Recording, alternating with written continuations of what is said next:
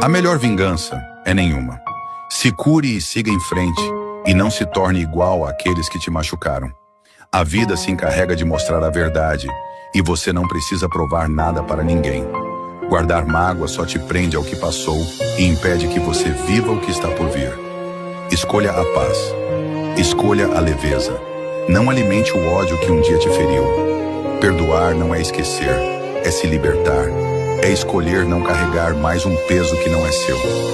Quem te machucou já mostrou quem é. Agora é sua vez de mostrar quem você é. Se levantar com dignidade, seguir com o coração limpo e não se deixar amargar, é a resposta mais bonita que você pode dar. Mostre que você é maior do que a dor que causaram. Que você escolheu crescer ao invés de revidar. Quem machuca carrega suas próprias dores, mas quem se cura, brilha. E quem brilha não precisa se vingar.